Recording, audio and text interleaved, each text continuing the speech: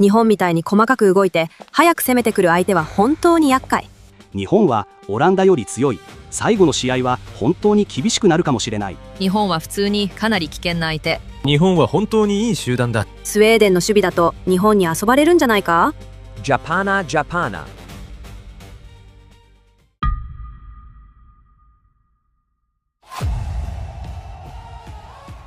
こんにちは、葵です。こんにちは、きなです。今回はワールドカップグループステージ第3戦、日本対スウェーデン戦直前のスウェーデンサポーターと話していくよ。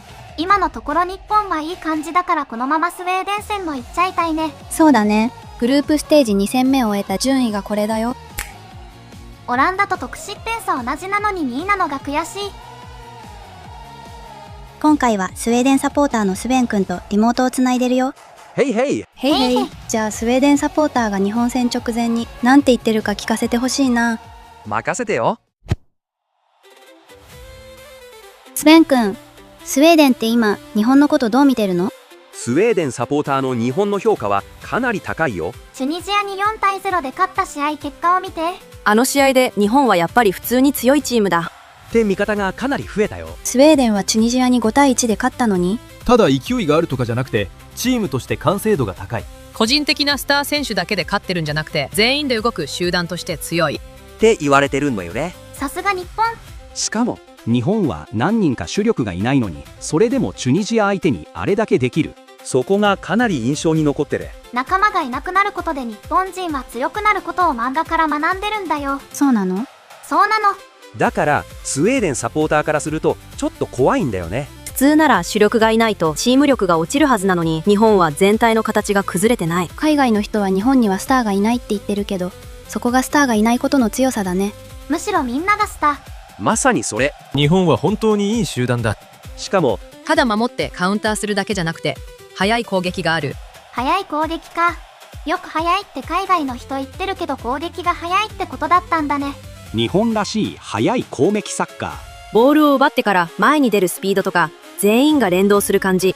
そこはかなり評価されてる。日本対チュニジア戦についてはどう見たのかな？チュニジアはスウェーデンに大敗した後に監督を変えたけど、日本戦ではほとんど効果がなかった。日本がかなり楽に勝ったように見えた。日本がチュニジアに勝ったのが驚きだったのかな。勝つこと自体はそこまで驚きじゃない。日本は世界ランキングでも上の方にいるし、いいチームだって知ってる人は知ってる。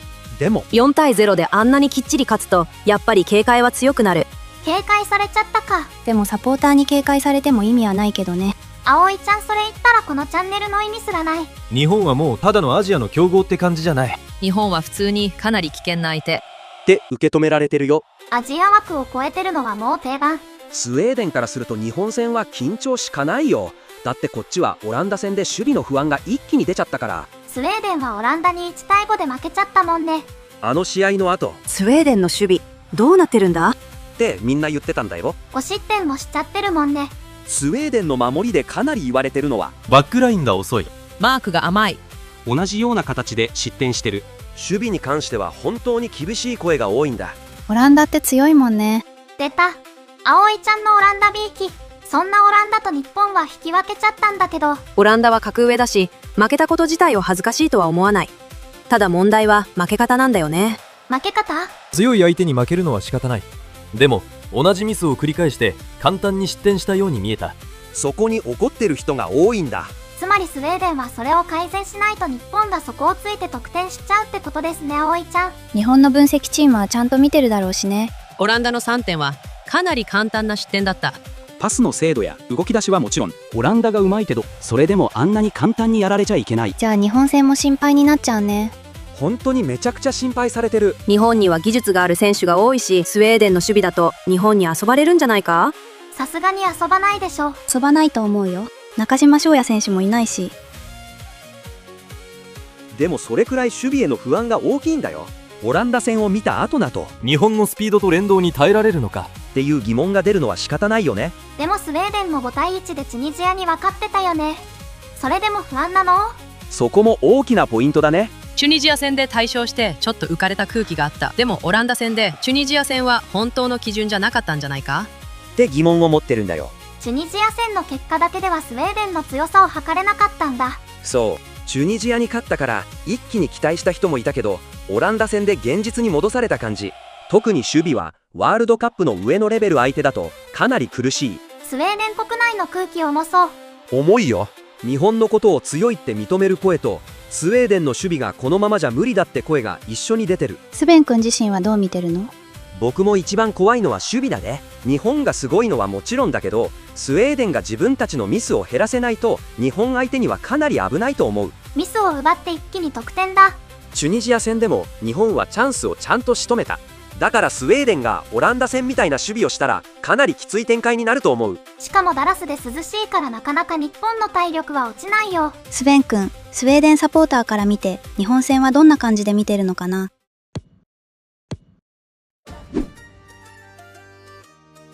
正直かなり警戒してる。特に日本のスピードと技術はめちゃくちゃ怖がられてる。ヒヒヒヒヒヒヒ。日本はすごく速くて効率的で、チャンスがあれば誰でもゴールを狙ってくるチーム。誰でもゴールを狙ってくるか。かなり嫌なんだよ。こっちはオランダ戦で相手のテンポについていけない場面があったから、日本みたいに細かく動いて早く攻めてくる相手は本当に厄介。それから日本はオランダと引き分けてるでしょ。だからチュニジアに勝っただけじゃなくてオランダ相手にもちゃんとやれたチームなんだよね。チュニジア戦だけじゃなくてオランダ戦の印象も大きいんだね。そこは大きいよ。日本はオランダを相手にしても自分たちのサッカーを出していたって見方がある。中には日本の方がオランダよりよく見えたっていう人もいるくらいですね。オランダより日本が良かったんだ。もちろん全員がそう言ってるわけじゃないけど、日本は動きが速すぎてオランダの動きが鈍く見えた。スウェーデンがオランダの攻撃で苦しんだのに日本がそれ以上のテンポで来るかもしれないって考えると恐怖だ。日本戦のスコア予想は何て言ってるの？かなり厳しい予想もあるよ。日本が3対0で勝つとか4対0で勝つとか5対0になるって言ってる人もいた。そんなに？それくらい日本の速さを警戒してるってことなんだよね。日本は小柄でも速いし連動してくるから、スウェーデンの守備が一瞬でもずれたら一気にやられる。逆にスウェーデンが日本に勝ってる部分はどこなのかな？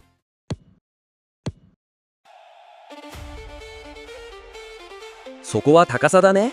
日本に対してスウェーデンが優れている数少ない強みのセットプレーを生かすべき。コーナーキックとかフリーキックか。そう流れの中で日本のテンポについていくのが難しいなら、高さを使える場面で勝負するしかない。なるほど。スピードの日本、高さのスウェーデンってことなんだ。ただそれを生かすにはまず試合を壊さないことが大事。序盤からバタバタしたらセットプレーの前に日本に走られる。チュニジアみたいにすぐ点取られたら意味ないぞ。ネガティブな声は多いけど、まだ終わってないって声もちゃんとあるよ。スウェーデンは日本に勝ったら2以上になるんだよね。そう日本がチュニジアに勝ったことでスウェーデンは最悪でもグループ3位にはなれる状況になった。だから日本ありがとうって感じの声もたくさんある。日本がチュニジアを倒したことでチュニジアが下に沈んだ。だからスウェーデンとしては日本が怖い相手になった一方で突破の可能性は残った。日本のおかげで少し楽になった。でも次にその日本とやる。だからありがとう日本、でも怖い日本って感じ。スウェーデンサポーターたちはグループステージ突破できるって思ってるの？そこは分かれてる。すごく前向きな人はまだ全部自分たちの手の中にある。日本に勝てばもちろん進めるし、引き分けでも可能性がある。小さい負けでも先に行けるかもしれない。小さい負けでもノックアウトステージ出られるんだ。小さい負けだと運任せだけどね。これは去年あった U17 ワールドカップで出場国数も3位通過の条件も今回のワールドカップと同じだったんだけど、この時ギリギリ通過だったメキシコは勝ち点3で得失点差-2だったんだよね。サウジアラビアもメキシコと同じだけど、フェアプレーポイントで順位が決まったよ。まだデータがこの大会のしかないからどうなるかはわかんないけどね。じゃあスウェーデンって今勝ち点3で得失点差0だから負けたら危ないんじゃない？そうだね。負けたら本当に運だね。だからもう終わった。っていう人に対してまだ試合は残ってる。最後まで応援しよって声もある。スウェーデンは今かなり批判されてるけど、それでもワールドカップに出てることを楽しもう。毎試合が新しいチャンスだ。負けた後だからこそ次で見返したいってことなんだね。そうだね。オランダ戦でかなり叩かれたけど、そこで終わりじゃない。日本戦で気持ちを見せてほしい。ちゃんと戦ってほしいってみんな言ってるんだよ。う。日本に勝てる可能性もゼロじゃないし、チュニジアがオランダを驚かせるかもしれないっていう前向きすぎる意見もあった。チュニジアがオランダを驚かせてくれ。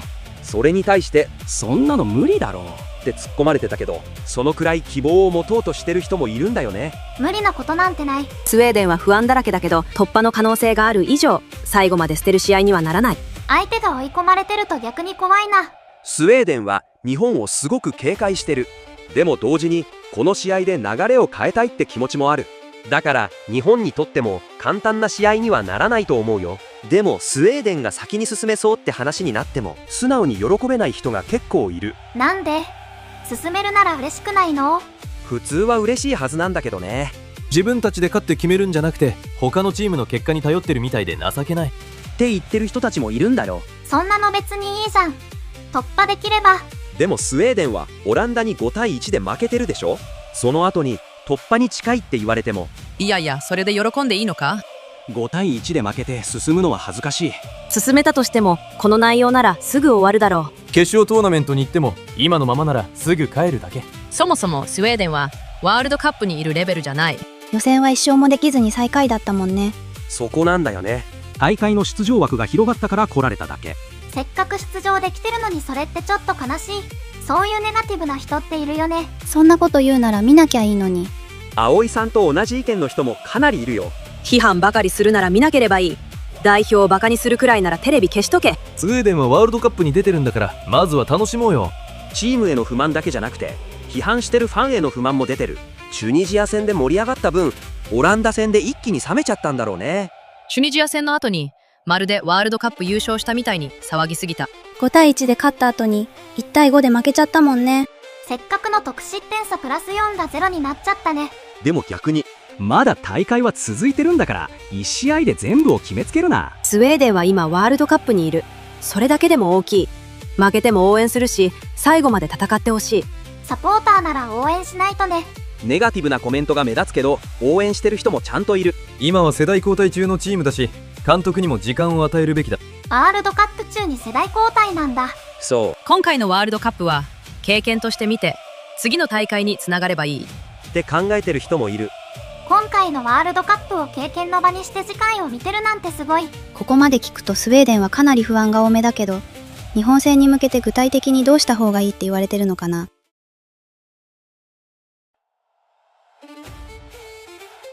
まず一番多いのは守備の形を変えた方がいいって話だね。守備の形。3バックは今のスウェーデンに合ってないんじゃないか？日本みたいに速くて技術がある相手に今のまま行くのは怖い。ディフェンスを4人にした方がいいってこと？そ4バックにしてもっと役割をはっきりさせた方がいい。オランダ戦では誰が誰を見るのか曖昧に見えた場面があった。相手が速いとちょっと迷っただけで置いていかれそう。日本を相手に迷ったら一瞬でやられる。だからまず守備の人数と位置を整理しないといけない。5点も取られちゃうと守備に目がいっちゃうよね。4-4-2にして中盤を閉じるべき。深く下がりすぎるんじゃなくて、ボールを持ってる選手にもっと強く寄せろ。日本はリズムに乗ると速いから、ボールホルダーに時間を与えたら危ない。だからもっと激しく寄せて前を向かせないようにした方がいい。オランダ戦ではそこが緩くて5点取られちゃったって思ってるのかな。そうだね相手に前を向かれてスピードに乗られてから対応してたって感じがあった。日本戦でそれをやったらかなり厳しい。守備以外には？そこも意見が分かれてるんだけど、守るだけじゃダメだ。攻撃のところで速い選手を使うべきだ。日本の速さに対抗するなら、スウェーデンもスピードのある選手を使わないときつい。日本に走られるだけじゃなくて、こっちも走り返せる形にしたい。スピードにスピードで勝負を挑んでくると。そうしかもただ速いだけじゃなくて前に運べる選手を入れてイサクやギョケレスにつなげたい。よく聞く名前。オランダ戦の途中から良くなった部分もあった。だったら最初からその選手たちを使ってほしい。日本戦、まず守備を壊さないことが前提。前にいい選手がいても後ろが崩れたら意味がないぞ。守備への信頼が落ちてるって聞いたよ。かなり厳しい声が出てる。キーパーを変えろ、バックラインを入れ替えろ。そこまで言われるくらい守備への信頼が落ちてるんだ。でも急に変えてうまくできるもんなの？そこが難しい。変えないと怖い。でも変えすぎてもバラバラになる。だからスウェーデンサポーターとしては悩ましいところなんだよね。速い選手を入れて守備をしっかりしてほしいんだね。それと特に高さはスウェーデンの強みとして見られてる。流れの中で日本に押されるならセットプレーで何とかしたい。でもそのためにもまず試合を壊さないこと。序盤に失点したらセットプレーのチャンスを待つ前に流れを持っていかれる。感情的に怒ってる人も多いけど、ちゃんと考えてる人もいる。日本は怖い。だからこそただ気合だけじゃなくて形を変えろって声があるんだよ。それと1936年のベルリン五輪の話も出ててね。90年も前。スウェーデンが2対0でリードしてたのに、日本が3対2で逆転した試合。その時の実況で有名なフレーズがあって、今でもよく言ってる人がいるんだよ。そんな昔の話が今も出てくるの？日本戦になるとスウェーデンではその記憶を出す人がいて、今回もまたあの言葉が出るんじゃないかって言ってる人がいた。あの言葉？ジャパナジャパナ。日本だ、日本だってことだね。そういえばスウェーデンの動画のコメント欄にも書いてる人いたね。それほど有名なフレーズなんだ。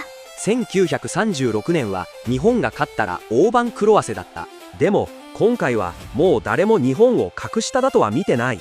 そこが大きく違う。今回また日本にやられても驚きというより、やっぱり日本は強かったって受け止めになるかもしれない。1936年の話を出して笑ってる人もいるけど、今はかなり現実的な怖さがある。他に何か日本のこと言ってる人いないの？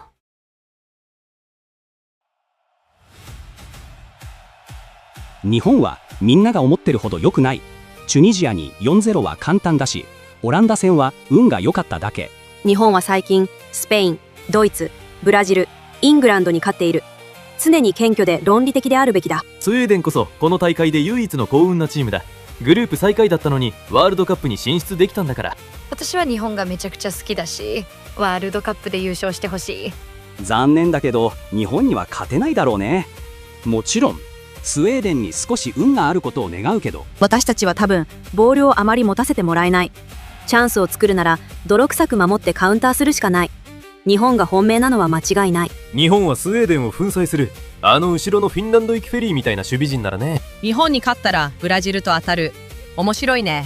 日本はオランダより強い。最後の試合は本当に厳しくなるかもしれない。日本戦は1対3、その後フランス戦は1対4。残念だけどね。日本にまた1対4で負ける。日本にとってもスウェーデンにとっても大事な試合。しかも日本が有利に見てる人は多い。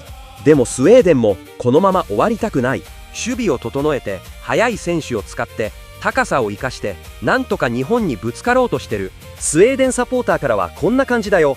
スウェーデンにも負けないぞ。スベン君ありがとう。こちらこそ3試合目はよろしくね。それじゃあヘイロー。ヘイドー。スウェーデンに勝ってノックアウトステージ進出したいね。そうだね。次は初戦と同じダラスのスタジアムだから、チュニジアサポーターが前の動画で言ってたボードに数字書くの見れるかな。残り時間が見えないからやってたみたいだし、やる可能性は高いと思うな。森保監督がまた世界でバズっちゃうね。でも残り時間が真上で見えないって選手よりお客さん優先なスタジアムなんだね。変な作りだね。そうそう。もう一回さっきの3位の表見せて。この時はこれで3位通過できたけど、実際今はどんな感じなの？勝ち点4で3位になった場合はノックアウトステージ進出できそうなの？まだ1試合しかしてないところもあるからパッと見だけど、勝ち点4で得失点差がプラスなら3位通過はいけそうだね。でもスウェーデンに勝つか引き分けで2位以上は確定だからさ。勝っちゃえばいいってことだね。そういうこと。あとは葵ちゃん、私気になる選手できた。お、誰？塩貝健人選手。あの試合出られなかった時のベンチでギラギラしてた感じが最高。私の中では彼のこと狂犬ちゃんって呼んでる。配球の？そうそう、すごい似てない？確かに雰囲気あるよね。次試合出たら点入れそうな予感するんだよね。決めてくれるといいね。試合出てほしいな。じゃあ今回はこんな感じで終わりだよ。ご視聴いただきありがとうございました。スウェーデン戦の勝敗予想のアンケートがコミュニティ投稿にあるので、まだの人は答えていってくださいね。ご視聴ありがとうございました。